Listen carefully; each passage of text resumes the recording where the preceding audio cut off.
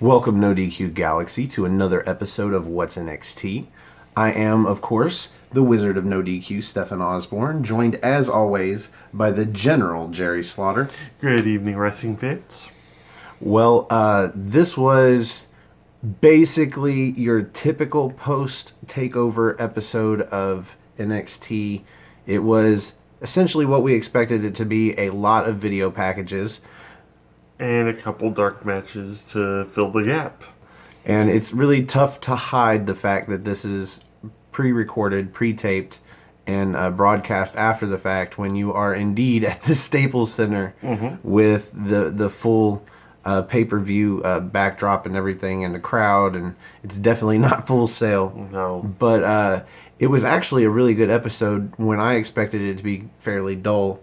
But we'll get into that. We want to welcome everybody to this show. If you are new to watching What's NXT, this is just me and him talking about NXT every week. We also do NXT UK, and that should be coming to you tomorrow. We welcome you to join our NXT party, and that's me holding up an invisible teacup. We don't have the teacups here, as cheap and plastic as they are. Yeah. But we invite you to join us for our NXT party tomorrow if you watch NXT UK. We will actually be doing a new format tomorrow with NXT UK. Since they are doing 2 episodes every week, we find it unfair to try and do 2 episodes in every one of ours that end up making it so much longer and harder to watch. I think it would be shorter episodes and probably better on everybody if we just split them up into 2 individual episodes. So that is what we're going to start doing. Tomorrow we will see episode number 9 and episode number 10 of NXT UK, and we will do 2 separate NXT parties for those. We will be having James join us. Yeah. And he is another NoDQ fan, and we look forward to doing that. However, tonight we are doing NXT. And what did you think about this show? I didn't really know what to expect. I had already heard, through the grapevine, we're going to see a couple squash matches, which, we did. But then the big shock for me was actually the main event, which I had been waiting for a little while anyway, especially since it's involving 2 of my favorite female wrestlers in general. Yeah. And, but even then, the big match feel was still there because they're, like you said, they weren't at Full Sail. They were still in front of that, capacity crowd, for NXT TakeOver War Games. So each wrestler coming out there had more to prove, but then also we had these insanely great video packages too. So it was a good blend, I think. It actually worked out pretty well for the hour that they were given. So yeah. Well, there's a good chance. To me, I feel like if there's a fan that's there at the Staples Center to see these dark matches for NXT TakeOver, it is likely that this is the very beginning of a very long 5 days for them. Yes. Or is it 4 days? It's 4 days. 4 days. Yeah. Well, still, it's a very long 4 days. Because you have NXT, then you had Survivor Series, then Raw, then SmackDown. So it's a very long 4 days. Well, if you could, well, never mind. You can't include NXT and whatnot because that's just on the network. Yeah. But anyway, these are the first matches that they're going to see, and so I think this is probably the best crowd that they're going to have because these fans are going to be into these matches. And we had a couple of squash matches, and we had the main event, which was the one you alluded to. We find out towards the beginning of this show that is going to be Candice LeRae versus Nikki Cross. And that was exciting because that was not a match that I expected. I had heard there were 2 squash matches on this show, and I forgot who they were on purpose. Occasionally I can do that. Yeah. It was nice. The matches, however, were true squash matches, and so I feel like this is going to be a very short show because as good as this episode was, it was just a bunch of really great video packages and a couple of squash matches and a showcase main event. The first one, we had a guy that I'm already just loving to pieces. He's only wrestled a couple matches, but super charismatic. He's got the cool poses. He's got the great entrance. He's already got the crowd behind him. Keith Lee. Keith Lee was in action versus we'll go ahead and say we'll say enhancement talent, but I don't really see how he enhanced him in any way, shape, or form. Fidel Bravo. Fidel Bravo. That is, I don't know if that's a really great name or a really terrible name. I think it's a great name for a horrible wrestler. He wasn't that horrible. He sold great, and he was like. Well, that's all he was there to do was sell. He made very bad decisions. Yes. He decided to slap Keith Lee and push him around and piss the guy off. Or attempt to push him. You know, it was already a foregone conclusion at this point that this is a jobber and he's not going to win this match. But why poke the bear, man? Why poke the bear? Keith Lee with a decisive victory. Well, he did that double slap at the turnbuckle, and that just felt brutal. Yeah, and then you have the rest of the crowd pretty much chanting "one more time," which I always love hearing because that harkens back to the Big Show with his frying pan like hand just.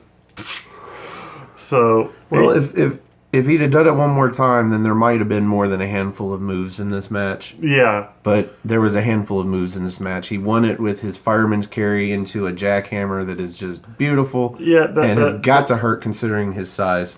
The low cross body was pretty much just set up for that. He pretty much came off the ropes and came off of that instead of the pounce that I think we saw that last week or last time we actually saw him in the ring.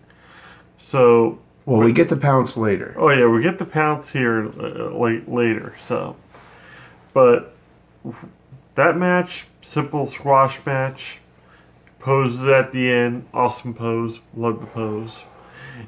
Keith Lee was great in this. The match, 2 stars at best. Yeah. It wasn't even a very entertaining squash match because it was so obvious. Like there was no redeeming quality to the character of Bravo. No. Of Fidel Bravo.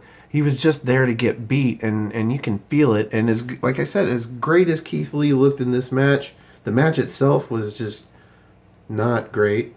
It wasn't even middle of the road or close to it. I'd say it wasn't terrible or anything, but I must say it served its purpose. It showed Keith Lee can beat up people smaller than him. It showed he's very charismatic. I mean, he smiled and chuckled almost through the entire match, which I always love seeing. But what we've also seen here is, as great of a face as he is, I'm sitting over here doing what I usually do and thinking, how's this guy going to be as a heel if he gets that opportunity? And I can see him just being an extraordinarily great heel. To the point where it's very cocky and smirky. He wouldn't even have to change much of what he's doing right now. He wouldn't have to change anything of what he's doing right now. Yeah, honestly. Everybody responds to it well, but then if he goes heel with it, it's all obnoxious. People still respond to it well because I think they love Keith Lee. He's very charismatic.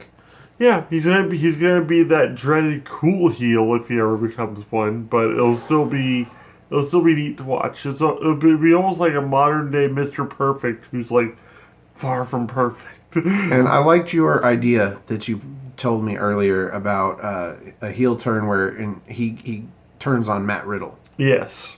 But personally, I would like to see a little bit of an attempt at them being a tag team first.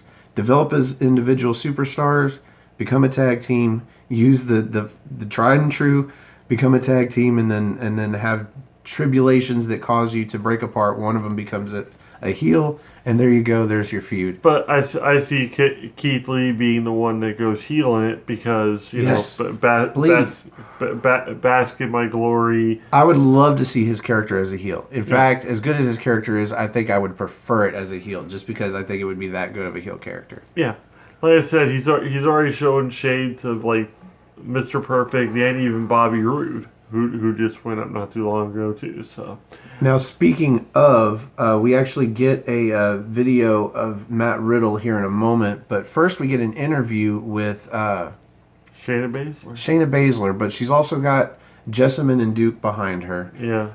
They're being interviewed. I think in this case it was Kathy Kelly.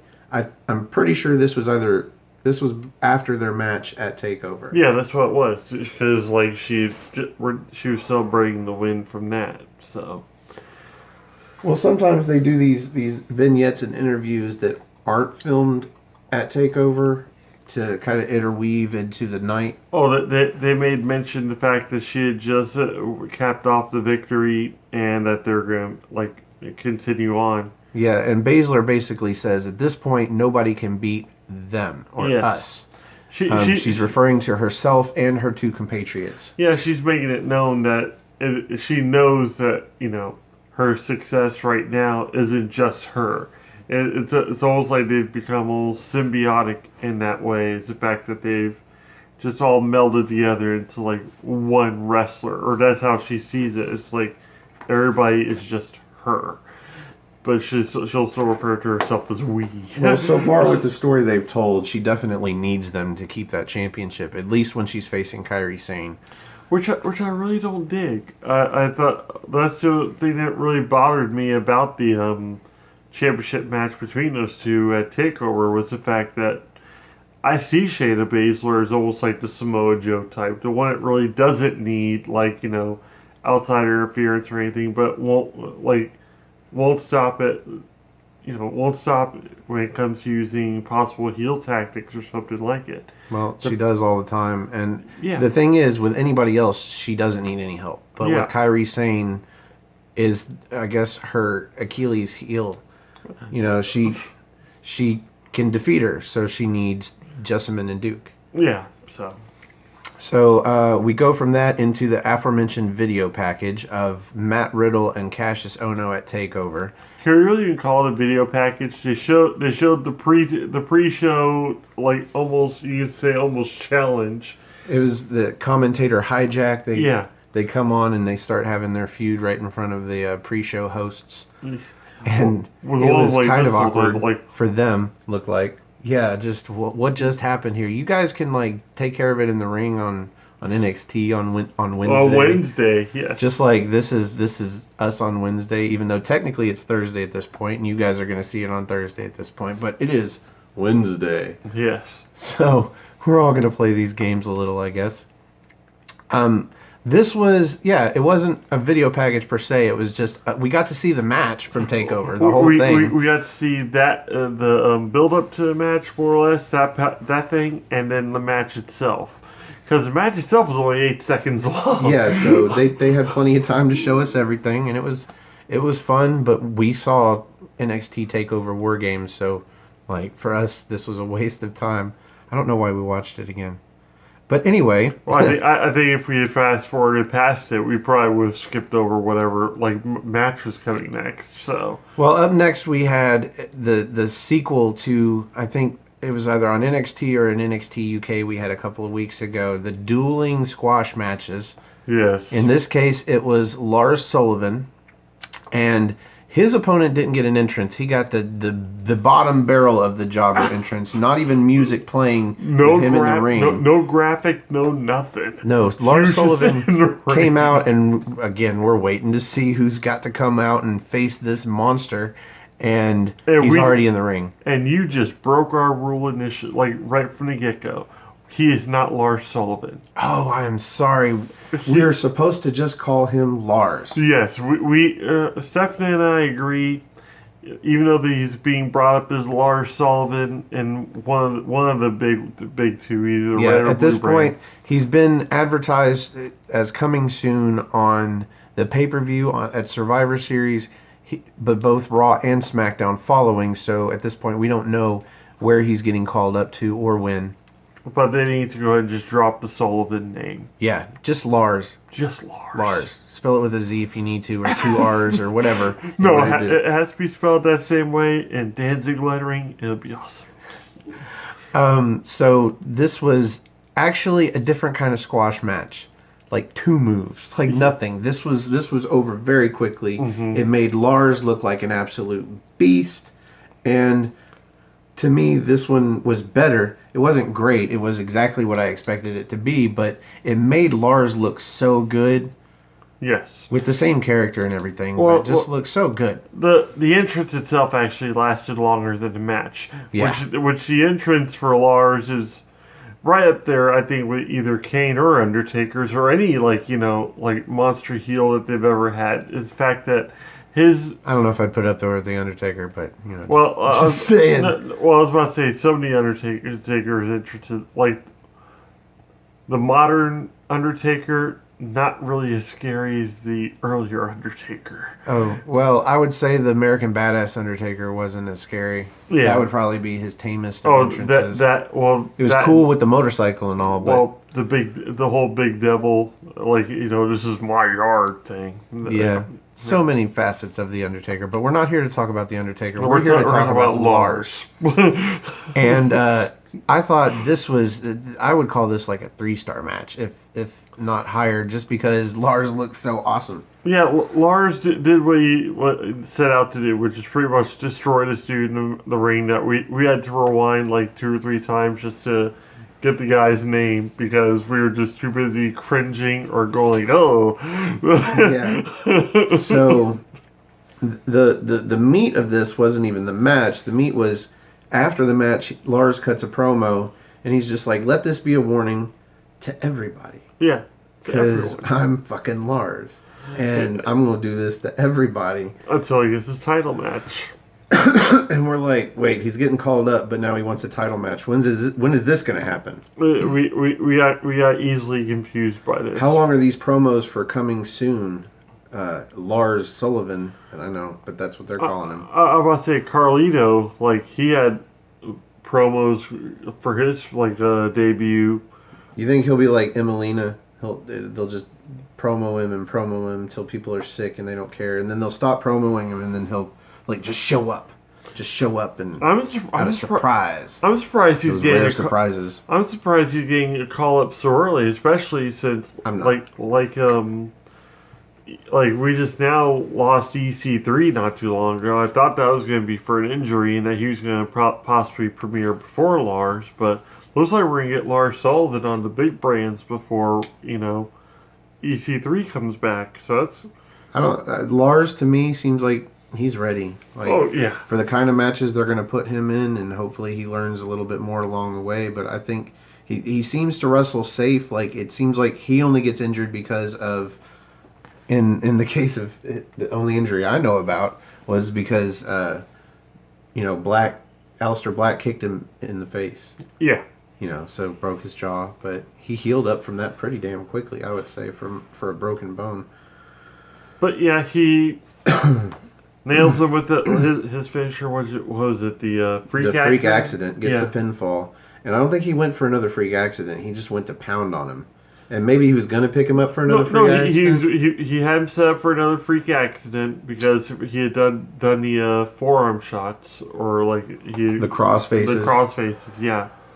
And that brought out, of all people, Keith Lee. Yeah. Keith Lee comes charging at the ring. So another instance of part 2 from wherever the other dueling squash matches were. We saw that was Mastiff and T-Bone. Yeah, so that was from a UK episode. Mm-hmm. In that case, it didn't get physical. In this case, it does get physical. Keith Lee does the pounce that we were talking about earlier onto Lars and knocks him out of the ring. I think when he did, Lars lands on his feet coming out of the ring. Yep. So technically he didn't knock him down, but it still rocked him or disoriented him. Yeah. I don't like it. I would have rather him come out and stare him down or something, not get physical just yet. But I do like the idea of Keith Lee versus Lars Sullivan, because just the look of the two of them, behemoth of men. Yes. So this should be fun. We'll go ahead and get this knocked out right out of the way. They didn't waste any time. We're getting that match next week. Yeah. So, hey, Stefan. Oh, hey, Jerry. Hey, that is a swell T-shirt you have. Oh, this old thing? Yes. Where might I procure one? Oh, well, you can go to NoDQ.com/shirts, and it'll take you to Pro Wrestling Tees, where you can get all of NoDQ.com's T-shirts. All of them? All of them. All of your favorite NoDQ.com personalities, including Stephen Osborne, of course, the Wizard of NoDQ. He's all right. You've got the World Wrestling Trivia Champion, Greg Cherry, the Pennsylvania sensation himself. You have the Wrestling Trivia Challenge superstar Chris Cass. Medium Cass himself. You have Cindy G, the Duchess of NoDQ. You have the new Interstate Kyle Day shirt. Oh, wow. Happy Interstate Kyle Day, Jerry. Happy Interstate Kyle Day to you too. Thank you. You can also get Jeff Meacham and Talk Wrestling shirts. Seriously? You can get the new Tyler Toilet Smith t-shirt. And it is a hoot. Knee slapper. And you can get Big G's shirt. You can also get new NoDQ t-shirts, such as the NoDQ Galaxy shirt. For the month of November, all of the Super Chat donators got put on a t-shirt for the NoDQ Galaxy. That's really nice of them. And you can also get the brand new Ladies of NoDQ shirt. If you like the Ladies of NoDQ, they all now have their own shirt. And you can also get the new Fire Virtue shirt. With all these great shirts, how can I decide which one I want? Well, just go to Pro Wrestling Tees and search for NoDQ.com. And if you get enough shirts, you can actually save money. Oh, I love saving money. Well, this weekend, Pro Wrestling Tees is having a Black Friday sale of 20% off. And if you purchase more than $100 worth of shirts, that's like, say, 5 shirts, then you get 5 Loot Crate type box memorabilia items kind of things. Whatever that means. I like surprises as well with my great t-shirt deals. But if you get $150 or more, you get free shipping. Oh, that's even sweeter of a deal. I can't wait to get onto the website and order me some shirts. So that means if you just order 7 or 8 NoDQ.com shirts, you can actually save money on shipping while saving 20% because it's Black Friday. Oh, I can't wait for this sale to begin. So make sure you go to NoDQ.com/shirts to get all of your NoDQ.com t-shirts. Next up, we get a video recap of Gargano versus Black. Beautifully done. I forgot to mention earlier we had a video recap of Kairi Sane versus Baszler. But that kind of comes with it because we had the recap and then right afterwards they went right into the interview. Well, these were great video packages. They did a video recap of all 4 matches from NXT. TakeOver War Games, including the War Games match, including both title matches, including the grudge match with Aleister Black and Johnny Gargano. But for me, I'm like, why are we watching these? We already watched the pay-per-view. Yeah. But these were like everything in the matches, all the spots, all the good stuff condensed into a small payload with great music behind it and great Mauro Ranallo quotes. It was like opening up a box of cereal that's supposed to have only one prize, but then it's like just filled with marshmallows and prizes. That's it. Yeah, marshmallows and prizes. That's all we got was marshmallow and prizes. So they were great, but that's all I want to say about them, so we can just mention them and move on. Yeah. In this case, we're moving on to an attempted interview with Aleister Black. Mm-hmm. This new girl, I don't know what her name is. She is definitely not Kathy Kelly, and she's blonde. She's trying to get an interview with Aleister Black, but he just keeps walking. Comes face to face with Candice LeRae, and they have a stare down, but don't say anything. And then they walk off, and she's no longer trying to get an interview with anybody. And it was okay. I think it was pretty much an unspoken thing. She's pretty much asking with her eyes, like, "Are you done with my husband now?" And him pretty much saying, yeah. I have to wonder when they think that we expect this to have happened in the timeline, because the match that she has on this show technically happened earlier in the night. Yes. But we're looking at this video package as if it happened after Aleister Black beat Johnny Gargano, which happened towards the end of the night on Saturday. Yes. So this is weird. This is some time travel kind of shit. I just recognized this, but like seriously, this vignette for NXT TakeOver was supposed to happen at the end of the night, but if you were there live, technically it would happen for her at the beginning of the night during the dark match. Yeah. That is so weird. Yeah. So, I guess they're just trying to pass it off as like, okay, well, this happened later. It's like, no, it didn't. It happened at some point. We don't know when. It happened at some point. So, we had a near confrontation backstage between Lars and Keith Lee. Mm-hmm. They were on separate ends of a corner or something, just shouting at each other. And this brings on the notification that, boom, yes, next week, Lars versus Keith Lee. And if that's the main event and it has a clean finish, I am going to be super happy to bring you all the next episode of What's NXT. It's good. That is not going to be a squash match in any way, shape, or form. That is going to be just two powerhouses just going at it, and it's going to be an awesome, awesome match. So that's something I would like to see in NXT TakeOver, but at the same time, I like the idea of possibly them building into something a little bit bigger here too. Well, there's 2 months till the next NXT TakeOver, so I don't want to see a 2-month build-up between those two. I'd rather see a match start next week. So I'm cool with it. Yeah. NXT manages to give you a match to care about at least once a week, and per this week, it takes one more segment, a video recap of War Games The Match. Yes. From Saturday. And let me tell you, that was a long one segment. Yes, that was about 8 minutes. But it was all of the highlights from the War Games match in one video. Mm-hmm. And then we move on to the main event. Nikki Cross versus Candice LeRae. Kind of a grudge match because Candice LeRae is pissed at Nikki Cross, but Nikki Cross is still crazy. She's just out there having fun.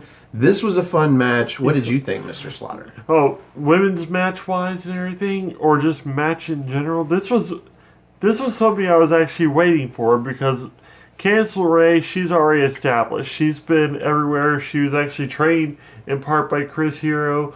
Big in California, just big all over the independent scene. Even held the Pro Wrestling Guerrilla, I think, tag titles with Joey Ryan at one point. And yeah, she's a great wrestler, very technically sound. Then you have Nikki Cross, who's just out of her mind, very unorthodox. And I was already stoked for this match, and when it finally came to fruition, it was on TV. I was like, "Oh, yes, it's good. It's gonna be great." And I was not disappointed in any way, shape, or form, because it started off just as I thought it was going to, with Nikki Cross being crazy, and Candice LeRae, being at her technical best. But then after a little bit, Candice LeRae got mad. Nikki Cross was having fun. She kept smiling and laughing. I think Candice LeRae had a pretty good move. I can't remember what it was. What I remember was Nikki Cross coming out of it just smiling and laughing, and Candice LeRae just gets pissed. Here's what happened with that. Candice LeRae kicked out of the Purge. And then after that, we had a spot where Candice LeRae tried to go for that power bomb off the top rope, and Nikki blocked it, only for Candice to run up and German suplex her off the second rope. And then that's when Nikki... Yeah, for a near fall. Okay. And that's when Nikki slid back away from her and started laughing at her. So I did have notes for that, because Candice actually goes for a lion salt. Yeah. A beautiful lion salt, halfway across the ring. And Nikki... That was after a very crisp looking Unprettier. Well, Nikki Cross, rolls away, and then she ends up hitting her Purge. Yeah. Which is like a inverted swinging fisherman's neck breaker. Yeah. It's so hard to name these moves other than the names they give them, but we know that not everybody watches, and so we want to try and give you a visual, a verbal visual of what that move looks like. And then the German suplex off the top rope for a near fall, and then that's where Candice gets pissed and starts flailing her arms at her, and just referee had to break them up 2 or 3 times. Yeah, there was a few times I thought it was going to end with a disqualification, but Candace actually puts her in a death lock, pulls her up by her hair, Yes. and almost gets disqualified again, releases just in time to grab one of her arms and then use her foot to plant her face into the mat. Yep. And I mean, just look at Candace's face, because she's all so usually so bubbly and everything, but this just lacked complete emotion and everything. well, I call this heel pissed. Yeah. She was so pissed that now she's a heel. Yeah. She's turned into her husband in the female form. She has turned heel for just the reason of vengeance, I guess. Yeah. Or whatever.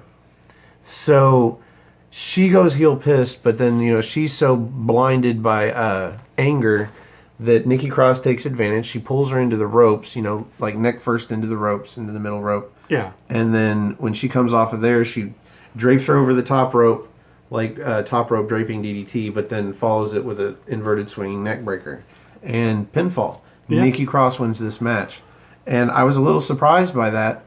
But if Nikki Cross is getting called up and this was her final match, I'm very glad that she got the win. Makes her look good on the way out. That's why I'm hoping that if Keith Lee is Lars Sullivan's last match before he gets called up, I hope Lars Sullivan goes over clean. Yeah. He needs to look like a monster on his way out so that he seems like a monster on his way in. Yep. What'd you think about the end of the match? Like, That's my opinion on it too. Is we're going to go with my rating right here, the Gerald's 5-star rating. That's what we do. This is the main event, so I usually do a ratings from 1 to 5 stars for the main events. And in this case, I'm gonna go ahead and give this one.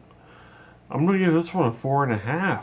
4.5. Yeah, because I was super impressed with it. One, for the fact that there wasn't a lot of story to it, but there's enough that I was like, okay, Candace is pissed. This is going to be a great match. There's at least a month and a half of story going back. It may not. Yeah. It may be very subtle, very soft, but it goes back quite a bit. I think it's also the fact that it ties also in with the Gargano and Black one, so it almost so the fans at the pay-per-view itself, they got to see this match before Gargano and Black, so it's almost like a prelude to it.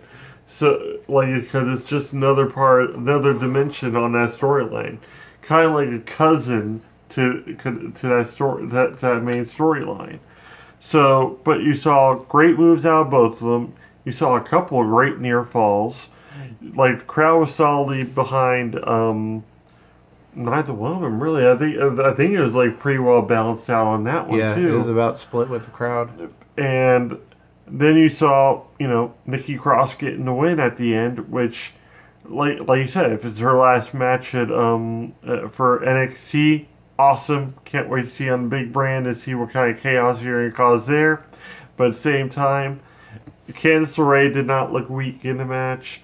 They didn't do it for Nikki. It was just what I was hoping for in the match between those two. So yes, 4.5. Yeah, they definitely preserved Candice LeRae because she got so angry about Elevate. She was so emotional about it, and she told that story in the ring. You could see it as you watched it, and she just made the mistake of turning around and getting pulled into.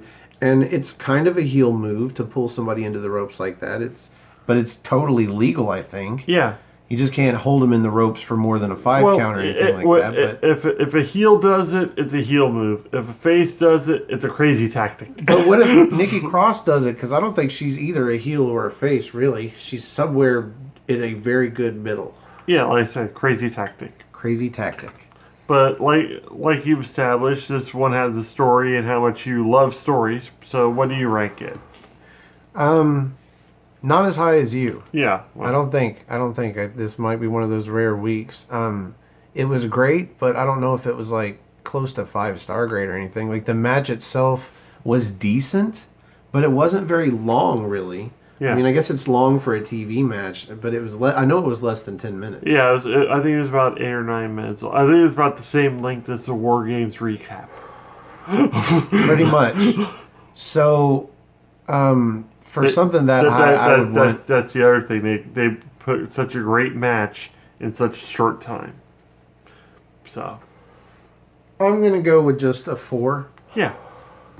just a 4. I wouldn't even call it 4 1/4 because it wasn't really on the back of a spectacular episode. The squash matches were okay, but there was only 2 other matches. They were squash matches. They were super short, and the video packages, though great, were super long.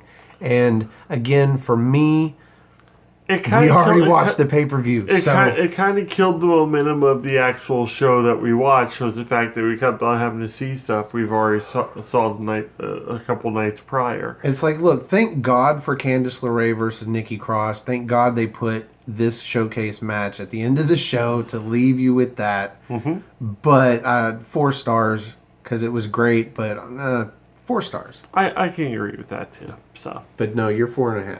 You stay at 4.5. I appreciate your enthusiasm for it. Like, well, 4.5 for that match for me. Yeah, I won't say main event for the main event. For the main event, yes. Though technically there wasn't really anything after, so yeah, it was just the match. Yeah. I like the show. Thank God for that match though, because if it had been another squash match, this show would have gotten thumbs down at best. Like, just because. I was about to say, yeah, if that match was pretty much saving grace for the evening, because like it turns it around, you know. Yeah. You can appreciate the quality of the video packages, but just the simple fact that we watched NXT TakeOver, we saw all of this already. Yeah. And it was great when we watched it, but this was unnecessary. And I was about to say, even the recaps were great too. So, but at the same time, it was kind of unneeded. It really was. So I would say that is probably the shortest What's NXT that we have ever done. Yeah. But we want to thank everybody for joining us. Please join us again next week. Please join us tomorrow for our our 2 episodes of NXT Party. Yeah. I'm getting them confused. Doing too much work. No, I enjoy it. I really love it. Our new belt. Oh, yes. We are debuting the new belt tonight somewhere in the NXT UK NXT Party set. Yeah. We are going to have I bought the cheap toy championship because why not? Belt. I have the UK belt now. Yep. So I don't think I would ever buy that thing in the real replica. It's just too much money. No. Even when it's on sale, it's just too much for a belt that I don't even have an emotional investment in yet, other than the fact that I really love Pete Dunne. Yep. But we will talk more about NXT UK tomorrow on our NXT Party. I want to wish everybody, because technically this is Thursday, and hopefully you're stuffed with food and enjoying us as you are full on turkey and ham and mashed potatoes. Or watching Macy's Day Parade. Who knows how quick Aaron's ahead this up. Well, the rest of the family is watching the Macy's Day Parade. You've got your phone and your earbuds, and you're watching us review NXT. And we appreciate all the viewership. We want to wish everybody a happy Thanksgiving, happy Turkey Day, whatever you celebrate. If you're just there for the food, we hope you have a good day. If you're just there for the football with family, we hope you have a good day. Our day is going to have NXT UK in it, and so we hope to have a good day as well. Mm-hmm. We will see you all tomorrow. You can follow me on Twitter. Go to nodq.com/Stefan. That's STEFAN. Or just go to @Stefan R. Osborne, OSBORNE. On our NXT parties, we like to have the fans. Tomorrow we are going to have James. I'm sorry. All these names to remember for NXT UK. We are going to have James tomorrow, but we would like to have you next week or the week after. If schedule permits, just get a hold of me on Twitter, DM me, or leave a message down below with a way for me to contact you, email or whatever, and we will try and get you on the show. Other than that, this is the General Jerry Slaughter, who now has a Twitter, thanks to my prodding and hopefully the one fan that he's got now. And let's get him some followers, guys. What is it? @NoDQ General. That's right, folks. @NoDQ General. Follow Jerry Slaughter. DM him if you want to be on the show. Mm-hmm. We want to have you guys on our NXT party. Since we will be doing 2 episodes per week for the near future, we could actually have more than one person on each week, as schedule permits, as I say. Just DM me for the schedule needs or your schedule needs and see if we can work around and maybe wake up early one day and do it in the morning. But it can be done. Yep. So again, for the Wizard of NoDQ, Stefan Osborne, for the General Jerry Slaughter, we thank you for joining us for What's NXT, and we will see you in NXT time.